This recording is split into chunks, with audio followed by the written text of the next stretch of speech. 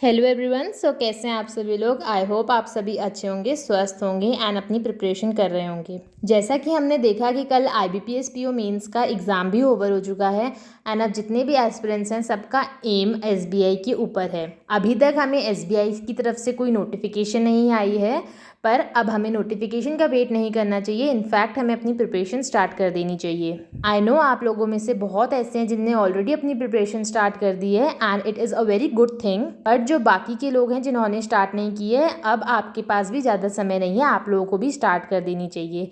तो आज इसीलिए मैं ये वीडियो लेके आई हूँ। ये वीडियो बिगनर्स के लिए तो काफ़ी हेल्पफुल रहेगी, साथ ही साथ जो रिपीटर्स हैं उनके लिए भी ये बहुत हेल्पफुल रहेगी। तो इस वीडियो में मैं आपके साथ SBI क्लर्क से रिलेटेड सारी इन्फॉर्मेशन शेयर करूँगी कि क्या सिलेबस होता है, एग्ज़ाम पैटर्न कैसा होता है, किस स्ट्रैटेजीज़ के साथ आपको अपना सिलेबस कंप्लीट करना चाहिए, टॉपिक वाइज वेटेज। ये सबसे पहले हम एग्ज़ाम पैटर्न की बात करते हैं।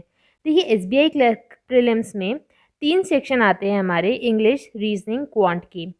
अगर हम बात करें इंग्लिश सब्जेक्ट की तो इसमें 30 क्वेश्चन आते हैं 30 मार्क्स के, और इसमें आपको 20 मिनट का टाइम मिलता है। रीजनिंग में आपके 35 क्वेश्चन और मैथ्स में भी आपके 35 क्वेश्चन आते हैं, दोनों 35 मार्क्स के होते हैं, और जो टाइम मिलता है आपको इसमें वो भी 20 मिनट्स का मिलता है। तो टोटल आपके 100 क्वेश्चन आते हैं जो आपके 100 मार्क्स के होते हैं, और जिसके लिए आपको 60 मिनट्स का टाइम मिलता है।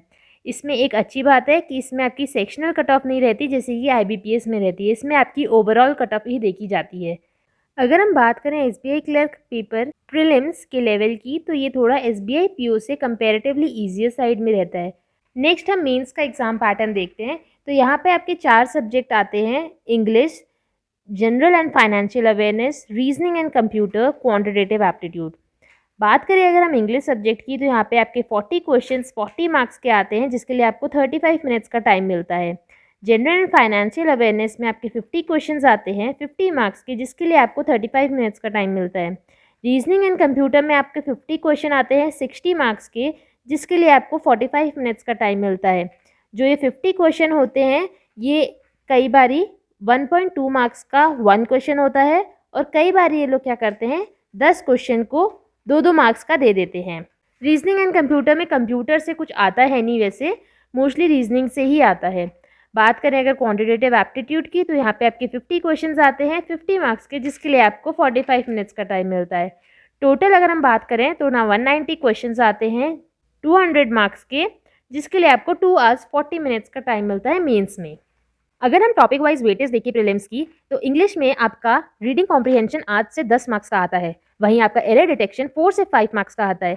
मिस स्पेल्ड आपका 4 से 5 मार्क्स का आता है। मिस स्पेल्ड मतलब जो रॉन्ग स्पेलिंग्स वगैरह वाले होते हैं, डिटेक्ट करने पड़ते हैं, हमें फाइंड करने पड़ते हैं कि किसकी स्पेलिंग रॉन्ग है, वो वाले क्वेश्चन भी आपके 4 से 5 मार्क्स के आते हैं।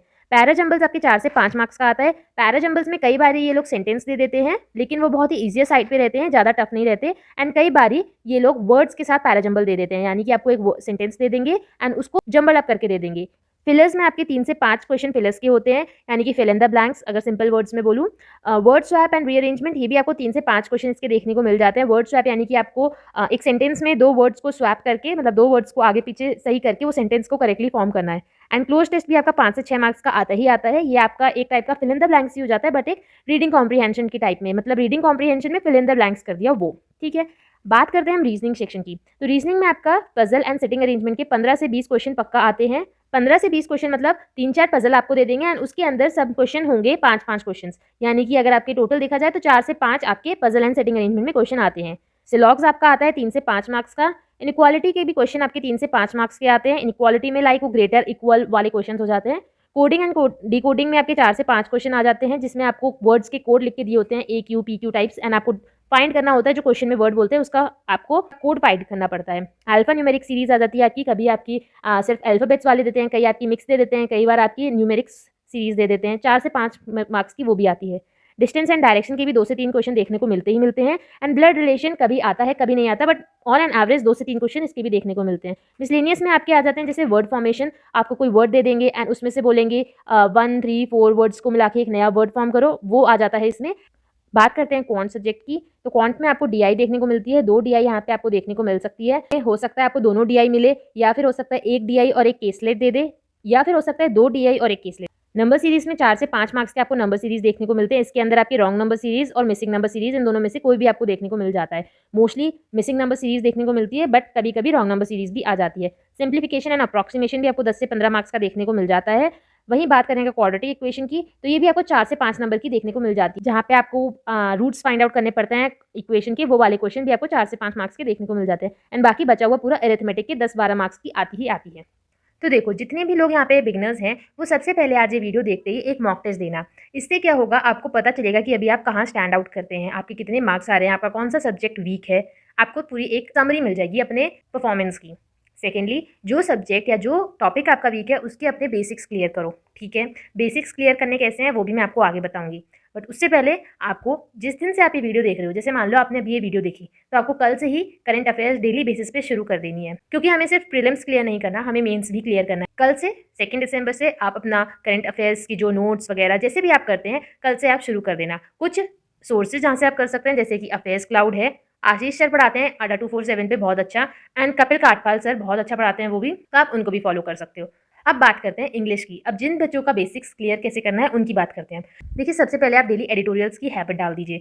या तो निमिषा मैम या तो संतोष रे सर अड्डा 247 के हैं, इन दोनों में से आप किसी को भी फॉलो करते हैं। जिन मैम या सर के साथ आप कंफर्टेबल हैं, आप उन्हें फॉलो करें, ठीक है। एक वीक फॉलो करके देखना, पहले नहीं अच्छा लगता, धीरे धीरे आदत बनानी पड़ेगी। सेकेंडली, बात करते हैं 120 रूल्स ऑफ ग्रामर्स, जो कि मैंडेटरी हैं। देखिए, अभी आप चाहें तो फुल ग्रामर भी कवर कर सकते हैं बेसिक से। निमिषा मैम के चैनल पे आपको पूरी प्लेलिस्ट मिल जाएगी, और अड्डा 247 के चैनल पर भी आपको संतोष रे की पूरी प्लेलिस्ट मिल जाएगी बेसिक से ग्रामर कवर कर रही हुई है जिसमें। बट अगर आपके पास इतना अभी टाइम नहीं है, क्योंकि कई लोगों की इंग्लिश ठीक होती है, उनको बस एक क्विक रिविजन टाइप की चाहिए होती है, तो आप लोग 120 रूल्स ऑफ ग्रामर को कंप्लीटली फॉलो कर सकते हैं। पूरी वर्थ इट है वो। जिन लोगों का बेसिक से क्लियर नहीं है, आप लोग भी 120 रूल्स ऑफ ग्रामर का फॉलो कर सकते हैं। निमिषा मैम की वीडियो है, 12 आवर्स की वीडियो है, मैम ने पूरा बेसिक से समझाया है। बट फिर भी अगर आपको कुछ डाउट वगैरह आती है, तो आप फिर पूरी ग्रामर ही कवर करें बेसिक से। थर्ड, आपको डेली एक आरसी सॉल्व करनी ही करनी है, ठीक है। टेलीग्राम से आप सर्च कर लेना, टेलीग्राम में बहुत सारे चैनल्स हैं जो आरसीज देते रहते हैं, डेली बेसिस पे आरसीज आती है। या फिर आप आरसी 99 लिखेंगे गूगल पे, तो आपको पूरे आरसी की एक पीडीएफ मिल जाएगी, आप उसे भी सॉल्व कर सकते हैं। बात करते हैं रीजनिंग की। तो रीजनिंग में सबसे पहले आपको अपने बेसिक्स टॉपिक्स क्लियर करने हैं, जैसे कि सिलॉग्स हो जाता है, इनइक्वालिटी हो जाता है, coding decoding, alpha numeric series, blood relation, distance direction. तो ये सारे आप टॉपिक अपने सौरभ सर जो अड्डा 247 के, उन्होंने बहुत बेसिक से बहुत अच्छे से करा रखा है। इनफैक्ट अंकुश लांबा सर भी हैं, आप उनसे भी फॉलो कर सकते हैं। नेक्स्ट हम बात करते हैं पजल्स एंड सेटिंग अरेंजमेंट की। देखिए, आप जैसे बिगिनर्स हैं, तो आपको daily 5 puzzles and setting arrangement के क्वेश्चन लगाने चाहिए। अगर आपसे नहीं हो पा रहा, तो आप पहले 2 पजल्स या 3 सेटिंग अरेंजमेंट ऐसे कर लो, या फिर 3 पजल्स कर लिए, 2 सेटिंग अरेंजमेंट के क्वेश्चन कर लिए, या तो फिर आप अगर ठीक है आपसे हो जाते हैं, आपको क्लियर है, तो 5 पजल और 5 सेटिंग अरेंजमेंट के क्वेश्चन कर लो। आपको इनके सोर्सेज कहाँ से मिलेंगे? अंकुश सर है, उनकी वीडियो से आपको पूरे मिल जाएंगे। वीडियो को पॉज कर लेना एंड वहाँ से क्वेश्चन कर लेना। सौरभ सर ने भी अपने चैनल पर करवाए हैं, तो आपको जो कंफर्टेबल लगता है वहाँ से कर सकते हैं। नेक्स्ट, आपको सेक्शन वाइज मॉक टेस्ट देना है, क्योंकि रीजनिंग और क्वांट में ऐसा होता है कि जितनी हम प्रैक्टिस करेंगे उतना हमारी स्पीड बढ़ती है, उतनी एक्यूरेसी बढ़ती है। इंग्लिश में भी यही है, बट इंग्लिश में आपकी बेसिक्स क्लियर होनी चाहिए, आपको वर्ड की मीनिंग पता होनी चाहिए। इसलिए मैंने इंग्लिश में अभी आपको मॉक टेस्ट के लिए नहीं बोला है। बट हाँ, जब आपको 2-3 वीक हो जाए सब करते हो, तो आप भी daily section wise mock test English में भी देना। कहते हैं क्वांट सब्जेक्ट की। देखो, क्वांट सब्जेक्ट में जिस बच्चे का स्पीड मैथ्स अच्छा है, उनके 15 से 20 मार्क्स तो कन्फर्म है ही है। क्यों? क्योंकि एसबीआई क्लर्क में क्या होता है, आपकी सिंप्लीफिकेशन और अप्रॉक्सीमेशन ही 10-15 मार्क्स की आ जाती है, कभी 10 की कभी 15 मार्क्स की। क्वाड्रेटिक्स आपकी 5 मार्क्स की आ जाती है, और नंबर सीरीज तो आपकी 5 मार्क्स की आती ही आती है, तो टोटल पूरा 15-20 मार्क्स लेके ही आता है। तो स्पीड मैथ्स आप कहाँ से कर सकते हैं? देखो, नवनीत सर हैं अड्डा 247 में, उनसे कर सकते हैं। सेकेंडली, विजय मिश्रा सर है, उनका जो एप्लीकेशन है द कॉन्स्टेंट गाइड, उसमें उनकी डीपीपी आती है, डेली प्रैक्टिस पीडीएफ, आप वहाँ से कर सकते हैं, वो सबसे बेस्ट लगता है। नेक्स्ट हम आते हैं डीआई और केसलेट पे, डाटा इंटरप्रिटेशन एंड केसलेट। इसके भी आप डेली 5 से 7 क्वेश्चन प्रैक्टिस करें। स्पीड मैथ्स में मैंने आपको 50 क्वेश्चन लिख रखे हैं। अगर आपसे नहीं होते 50 क्वेश्चन, तो आप क्या करें, 10 question simplification, 10 question approximation, 10 quadratic, 10 wrong number और मिसिंग नंबर के, तो टोटल 50 क्वेश्चन हो जाएंगे। जैसे ही आपका थोड़ा इंटरेस्ट इसमें डेवलप होने लग जाए, आप 10 क्वेश्चन की जगह 20 क्वेश्चन करना, फिर धीरे धीरे से 30 क्वेश्चन पे लाना। ऐसे ही आप धीरे धीरे इसकी स्पीड भी आपकी इंक्रीज होगी, साथ में एक्यूरेसी भी इंक्रीज होगी, और आपका इंटरेस्ट भी बिल्ड होगा। नेक्स्ट, हमने जैसे डीआई और किसलेट की बात की, तो इसमें आपको 5 से 7 क्वेश्चंस आपको पर डे करने ही करने हैं। 5 से 7 क्वेश्चन मतलब ये नहीं कि 5 डीआई पूरी सॉल्व करें। इसमें आप क्या कर सकते हैं, 3 डीआई सॉल्व कर ली एंड 2 केसलेट ले ली, ठीक है। तो आप ऐसे इस रेशियो में डिस्ट्रीब्यूट करना जिससे आपको कंफर्टेबल लगे। बात करते हैं एरिथमेटिक की। तो एरिथमेटिक बहुत लोगों को पसंद नहीं होती है, बट अगर आप अभी नहीं करोगे तो प्रीलिम्स तो आपका कैसे ना कैसे करके निकल जाएगा, बट मेंस में ये बहुत दिक्कत करता है, ठीक है। तो एरिथमेटिक आपको कुछ बेसिक टॉपिक्स हैं, 6-7 टॉपिक्स हैं, percentage, ratio, profit and loss, speed and boats, train, distance, ये सारे ऐसे बोट एंड स्ट्रीम, कुछ ऐसे टॉपिक्स हैं जो आपको करने ही करने मैंडेटरी हैं। तो आप उन्हें कर लेंगे ना, तो आपके बाकी के टॉपिक्स भी उसी के अंदर कवर हो जाएंगे, क्योंकि अगर आपको रेशियो एंड प्रोपोर्शन परसेंटेज अच्छे से आता है ना, तो आप बोट एंड स्ट्रीम, ये सारे टॉपिक्स आपके बहुत अच्छे से कवर हो जाएंगे। और फिर आपको सेक्शनल मॉक टेस्ट तो देना ही है, क्योंकि आपको मैंने बताया है मैथ्स में और रीजनिंग में एक्यूरेसी हमें सिर्फ मॉक टेस्ट से ही पता चलती है कि हम एक टाइम लिमिट में कितना कवर कर पा रहे हैं। ठीक है, तो सेक्शनल मॉक टेस्ट तो दोनों के लिए ही मैंडेटरी है। इंग्लिश का मैंने आपको बता दी, सेक्शनल मॉक टेस्ट आपको कब करने हैं, जब आपका कॉन्सेप्ट थोड़ा क्लियर हो जाए। 1-2 वीक बाद आप कर सकते हैं, 1-2 वीक तक अपना पहले बेसिक क्लियर करें, फिर आप डेली उसकी भी सेक्शनल मॉक टेस्ट दें। ठीक है, अब बात करते हैं उन लोगों की जो रिपीटर्स की कैटेगरी में आते हैं। देखिए, अगर आप रिपीटर्स हैं तो सबसे पहले आपने मॉक टेस्ट तो बहुत दिए होंगे, इसका मतलब ठीक है, तो आपको मॉक टेस्ट तो देना ही देना है, इसको मुझे आपको बताने की जरूरत नहीं है। मॉक टेस्ट एक देना है मेंस का मॉक टेस्ट दें, ठीक है, एंड उससे देखें कि आप कहाँ स्टैंड कर रहे हैं आज के दिन पे। फिर उसे आप अच्छे से एनालाइज करें एंड जो आपकी कमियां आ रही हैं उस पर वर्कआउट करें।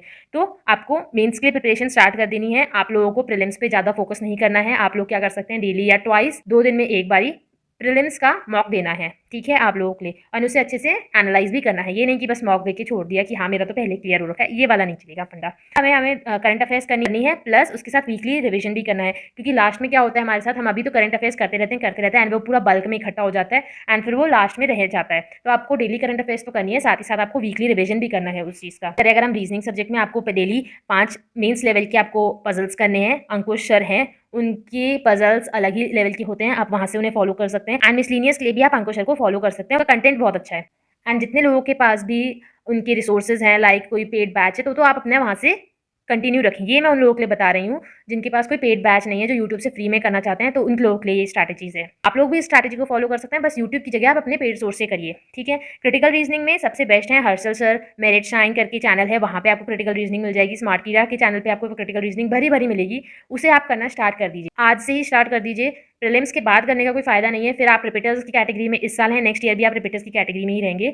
तो नोटिफिकेशन का वेट मत करना, बस अपना जो मैं आपको बता रही हूँ वो स्टार्ट कर दो। ठीक है, सेक्शनल मार्क्स देने हैं आपको इंग्लिश के, डेली देने हैं, और डेली मतलब daily, no excuse. Mains level की देने हैं, और क्योंकि लास्ट में क्या हो जाता है ना, वो पूरा हमारे साथ बल्क में रह जाता है, हम सोचते हैं कल करेंगे कल करेंगे कल करेंगे, बट वो फिर नहीं हो पाते हैं। तो आपको इससे आपको 2 फायदे होंगे। सबसे पहले आपके करंट अफेयर्स पे भी फोकस पड़ेगा, क्योंकि इंग्लिश के जब हम डेली के मॉक्स लगाएंगे ना, तो उसमें हमें पहले आरसी को रीड करने की, आरसी क्योंकि अच्छे लेवल का आता है मीन्स में, उसे रीड करने की हमें अच्छे से हैबिट बनेगी। करंट अफेयर्स का है, वहाँ पे भी हमें रीडिंग की जरूरत पड़ती ही है, वहाँ पे भी हमें याद करना ही पड़ता है, तो ये वहाँ पे भी आपको हेल्प करेगा। प्लस क्रिटिकल रीजनिंग में भी आपको बहुत हेल्प करेगा ये रीडिंग, आपका जो इंग्लिश में आप जो डेली रीडिंग कॉम्प्रिहेंशन सॉल्व करोगे through this sectional mock test. ठीक है, प्लस आपको मेंस डीआई करनी है, मेन लेवल की डीआई कर सकते हैं या फिर डाटा सफिशिएंसी जो भी करना है, एरिथमेटिक बेस्ड आते हैं मोस्टली, तो मेंस लेवल पे आप उसको तैयारी शुरू कर दीजिए।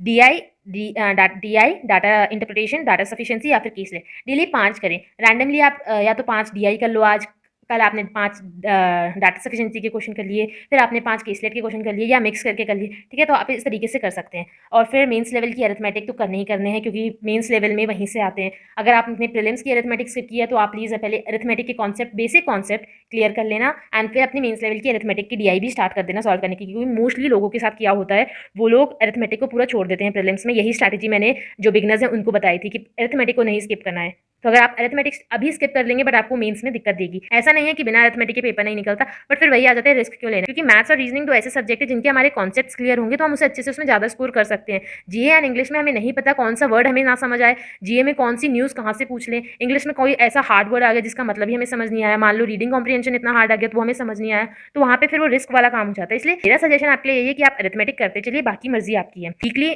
एक हफ्ते में 2 मेंस टेस्ट तो बनते ही बनते हैं, आपको करना ही करना है। बस इस वीडियो के लिए तो इतना ही। अगर आपको कोई डाउट हो तो आप मुझे कमेंट सेक्शन में पूछ सकते हैं। बाकी what are you waiting for, ये मैंने आपके लिए इसलिए लगाया क्योंकि नोटिफिकेशन का वेट मत करिए, कब नोटिफिकेशन आएगी, कब इतना जल्दी टाइम निकल जाएगा पता नहीं चलेगा। प्लस जिन लोगों को मैंने मॉक टेस्ट लगाने को वो बोला है, चाहे वो बिगनर्स हों या रिपीटर्स हों, वो प्लीज़ अपने जो स्कोर है वो इसमें शेयर करना कमेंट सेक्शन में। एंड अभी आप शेयर करेंगे तो वो आपका एक रिकॉर्ड बन के रह जाएगा। जब आप आज से 2-3 हफ्ते बाद फिर से वो मॉक टेस्ट करेंगे ना, तो आके दोबारा कमेंट करना कि मैंने पहले इतने स्कोर किए एंड अब मेरा इंप्रूव होकर इतने मार्क्स हो गए, वो आपका ही कॉन्फिडेंस बिल्ड करेगा। तो बस हार नहीं माननी है। जिन लोगों का भी हाँ IBPS PO मेंस अच्छा नहीं गया है, उनके पास अभी 2 आगे बहुत बड़े एग्जाम्स बचे हैं, एंड जिन लोगों के पहले के एग्जाम्स अच्छे नहीं गए, टेंशन नहीं लेने का यार, यू कैन डू एनीथिंग। ठीक है, चलो थैंक यू, मिलते हैं आपसे फिर अगले वीडियो में, तब तक के लिए अपना ध्यान रखें, थैंक यू। एंड हाँ, वीडियो पसंद आई तो वीडियो को लाइक जरूर करना, चैनल को सब्सक्राइब कर देना, एंड कमेंट सेक्शन में जरूर अपने मॉक टेस्ट के मार्क्स शेयर करना। बाय।